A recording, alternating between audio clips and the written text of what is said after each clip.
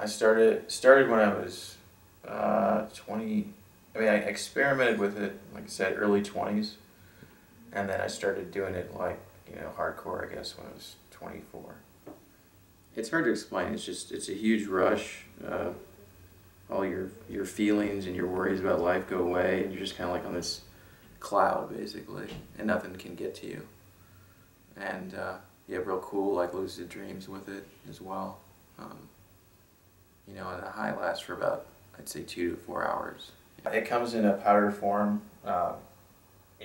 Most of the stuff we got was brown. Sometimes it'd be lighter colored. Usually the lighter colored stuff's more potent. Like you hear China White's the best heroin or what have you. And you crush it up with a credit card. You crush up the bigger pieces with the thin end, and then the flat end you flatten it out with, and then make little lines out of it, and then snort it. Mostly with people. I had a girlfriend at the time, quasi-girlfriend or whatever, and we would hang out a lot and do it together probably 3 or 4 times a week. So.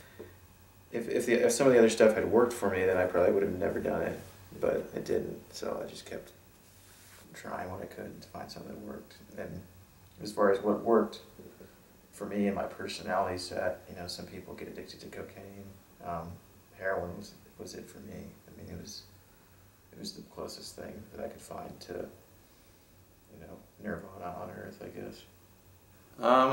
I worked for a while on it, probably for about half the time, and then I had 2 jobs. I was working one in construction and one at a pizza joint.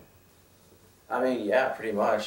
Sometimes I'd work, actually, at the pizza place, I was working some lunch shifts, and so I would sometimes do it before work just to get through work, and then, but pretty much I'd wake up and I'd do it, and then I'd bring it with me at work, sometimes go in the bathroom, do some, and then just do it throughout the day, so.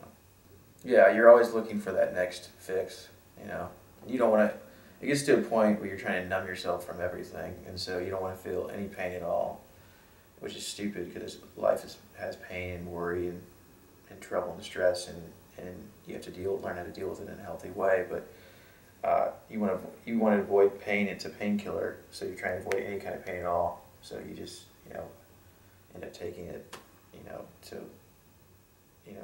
as you need it to avoid stresses or pain or anything. So.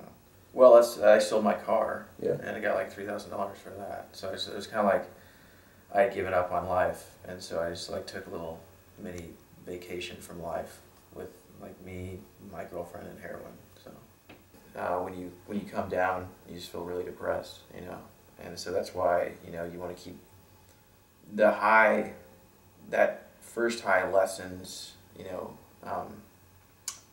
each time it diminishes, that you take the drug for the most part, and you never get that, how you felt the first time you took it again. You still feel good, but it's just not the same. And at least it wasn't for me, so, you keep trying to get back to that high, and then you have to take more and more to kind of try to equal that high. I just got to the point where, I didn't have anything left. I had a nice classic car, 63 Nova Super Sport, that I sold for money to pay for the drugs. I had no job. The girl moved on to some other dude, and I just didn't have anything left, and I just knew that if I continued, because the tolerance,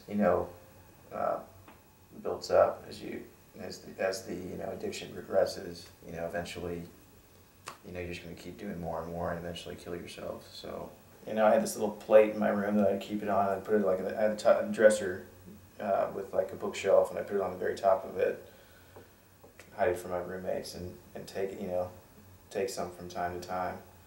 I was mixing that and then methadone because I was trying to take myself off of it because my friend was a heroin addict and she had some methadone, so she was trying to help me out, but the methadone just wasn't working, and I'd go back and forth between the two, and I realized that I wasn't going to be able to kick it without some sort of professional help. So I put myself voluntarily into rehab at Fairbanks to quit. I think the first couple of days were probably a living hell.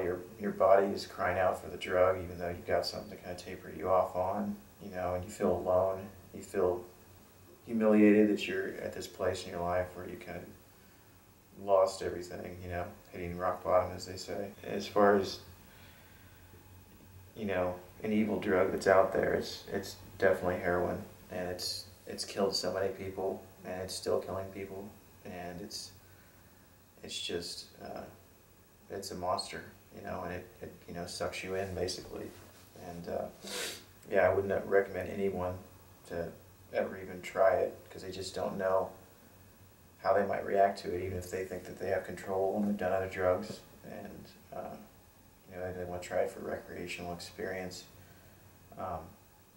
It's just not worth it. So life's too short to mess with it.